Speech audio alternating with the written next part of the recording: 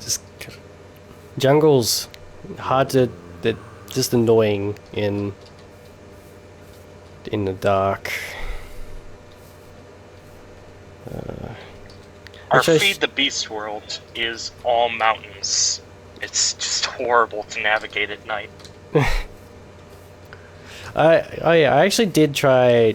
Well, I haven't really done much with it yet, but I did start looking into the Direwolf 20 pack in single player, and yeah, that like hilly mountainous jungles or something like that. And then I'm just on this edge of the, like my current base at the moment, which is not much. It's basically just a hole, but it's like just on the edge of a wasteland. Yeah, the Direwolf 20 pack has extra biomes, which adds a lot of biomes and some redundant biomes that look pretty much the same. Adds a lot of biomes into Minecraft that really should be in vanilla, I think, because vanilla it's just the same biomes all the time. You never get something new or interesting. It's just the same biomes. Well, are there any particular biomes that you would recommend for being put into the vanilla game from extra biomes? Hold on, fighting creepers.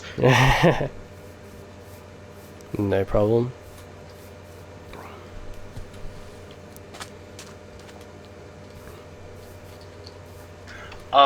Personally, I'd like to see some of the more hilly biomes or mountain biomes, because it seems like the current biome generation is just really flat.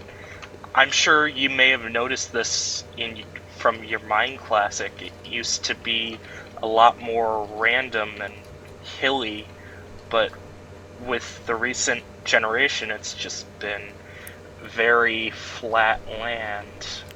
I don't know, it's just what I think. I know, well, I both agree and disagree. Like, Mine Classic does have a tendency to be a lot more chaotic. And I mean, that generation... Like, yeah, like, definitely like some of the cliff type areas and things that you get in that world, but it doesn't seem to really have a place in this current generation. Like, I would actually kind of like to see, and I kind of mentioned this before, but like not mountainous, but underwater caverns were a thing in Classic.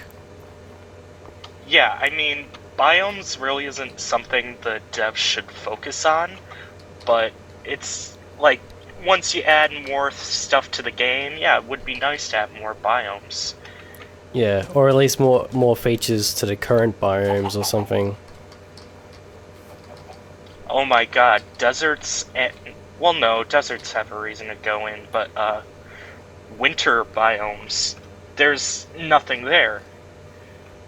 It's literally just the snow. You're not going to find any structures there, you're not going to find any special mobs, it's just snow.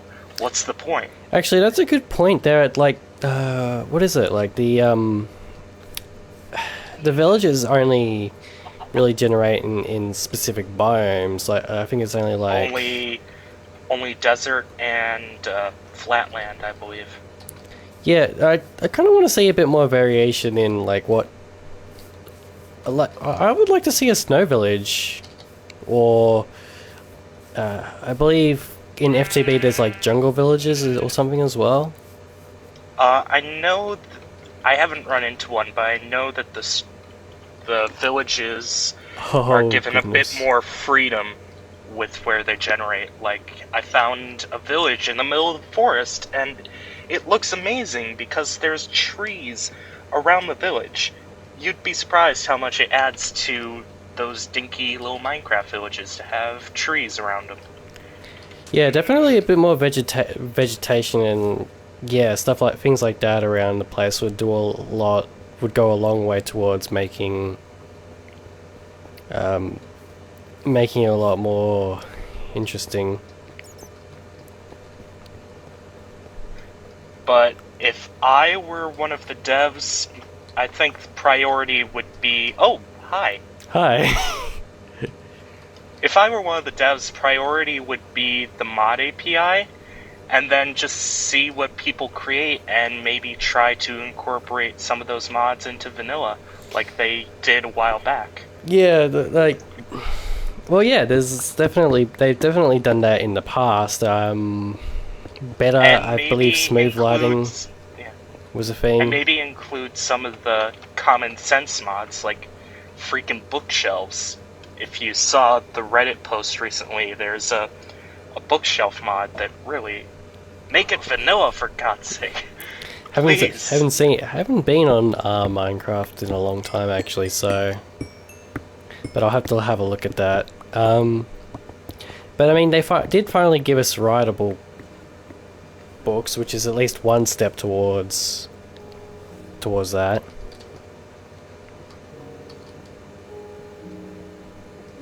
So I'm gonna get going on my quest. I'm nearly done with the left side of this map actually, so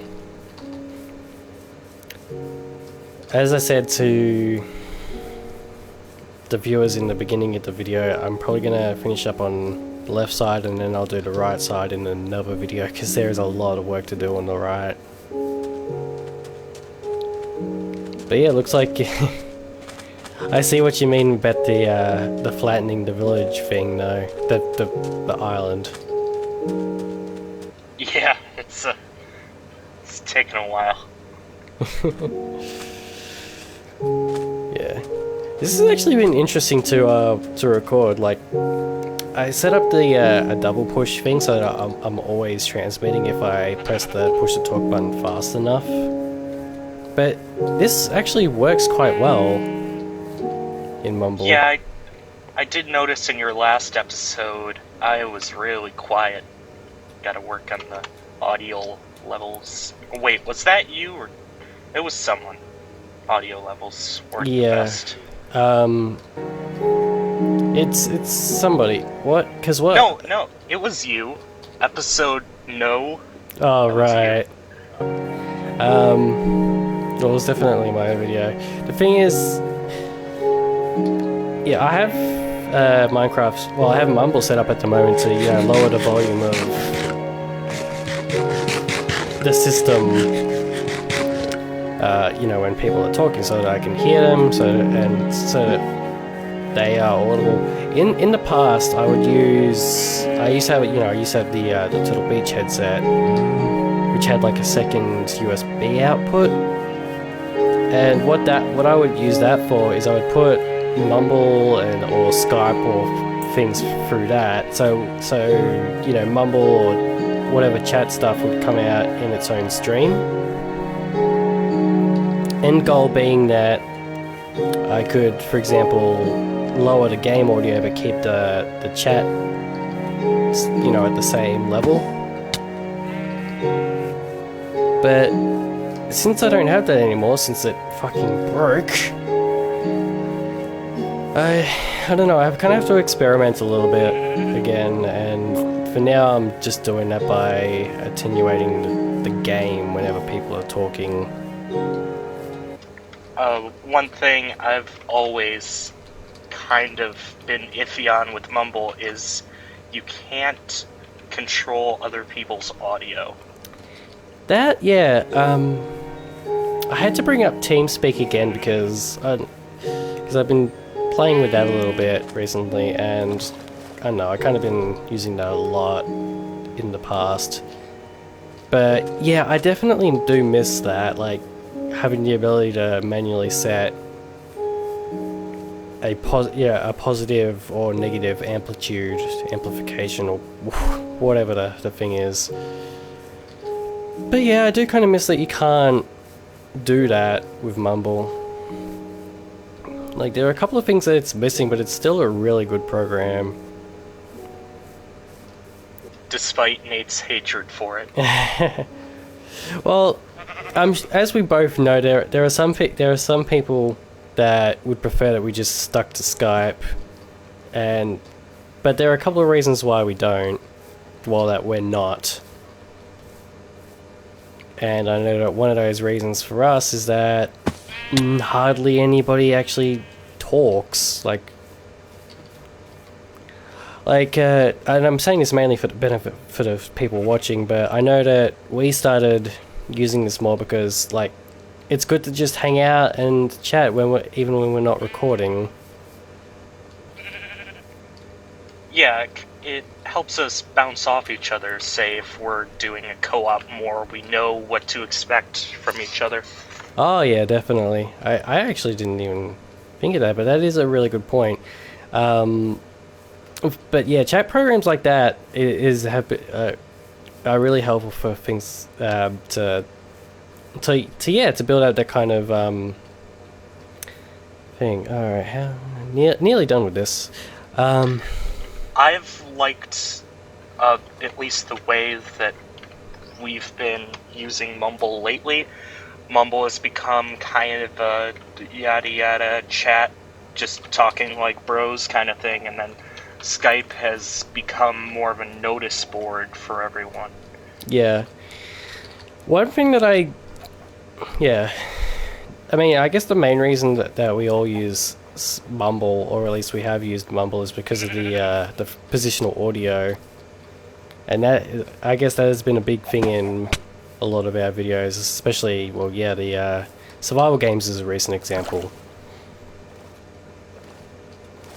Yeah, and in the future, maybe if we have a game in game night that uses it, we might take advantage of it, because it is a pretty cool thing. Yeah. That said, though, I don't know. I kind of prefer TeamSpeak more. I mean, I guess this might just be a little bit of a personal bias on my end, but I do sort of prefer that its permission system, the way that I love its interface. It's a little bit more detailed than Mumble. It's got a bit more hotkeys, so you can kind of switch recording profiles with hotkeys. So if you don't want to push the talk all the time, it's like you just press a button, and then there you go. Only thing. Personally, I haven't minded push to talk because I have an extra button on my mouse, so yeah, so do I. Just use that. Yeah, that's basically what I do. Only thing that's really stopping me from using it more is that, popularity. More people just prefer to use Mumble, and I kind of wish that more people used its support for 3D games. Like, I kind of wish that I had for example, like a compatibility plugin for Mumble positional audio. Yeah, unfortunately, because of how the Mumble Link plugin for Minecraft works, you can't use it in Feed the Beast. If it worked, we would be using it in the Feed the Beast playthrough, and unfortunately, because of the snapshots, it doesn't work for the Deadbeats Minecraft either. Yeah, so that's why it only happened in survival games. One day,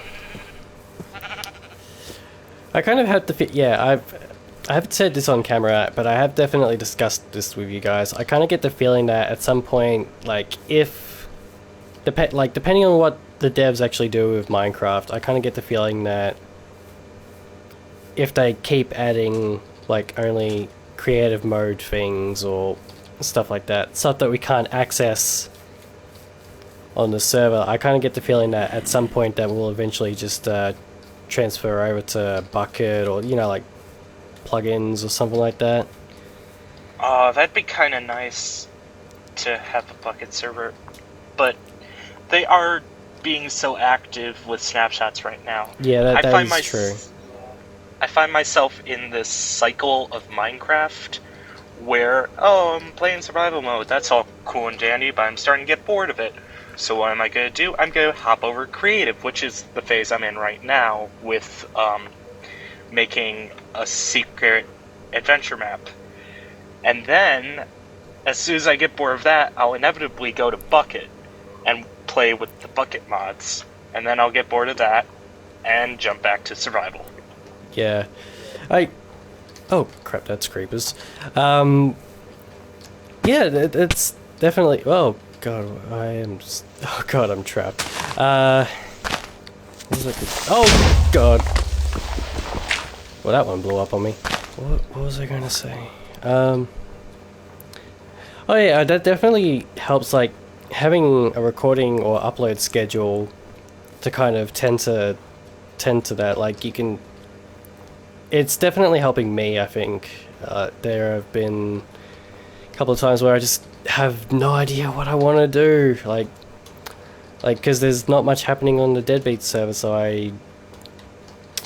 either I try and force myself to find something to do, or I just do a bit more Mind Classic, or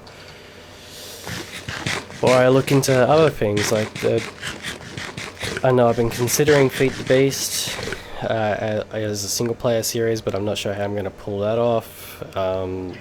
Yeah, I kind of find myself in the same situation at times. Especially with my Phil Try series. Crap, what am I gonna do this week? What game can I possibly subject myself to that I can play for a couple hours and then edit down to 5 minutes? Oh yeah, that's a good point. Maybe actually, I kind of like that that idea. Like you have at least a series where you're always trying out different games. You always get that little bit of variety. Games that I've bought like through Humble Bundle or I've been given, and I just haven't really played that much. Yeah, that's half of the reason why I started Bioshock, which, by the way, I probably need to continue at some point. There was that Linux thing, and then I also got stuck at Fort Frolic, I believe. I have no idea where to go from there, so... and then, yeah, there's just lots of games in my library that I would otherwise never try.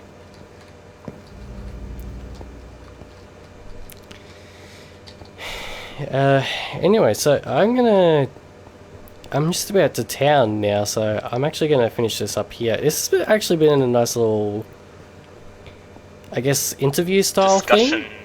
Discussion episode of sorts. Yeah, I kind of imagined that this would be how you would, how your podcast idea would go. Yeah, in a way. In a way. It's certainly a thought, so I'm gonna... Well, I finally made it back to town, and I've finished doing what I need to do, so I'm gonna finish the recording up here. So, many cows. Many cows. Yeah. This has been Silent Well playing on the Deadbeats Minecraft server. That has been Phil. And we'll see you guys next week, next Wednesday. Many different herrings. No one's gonna get that reference.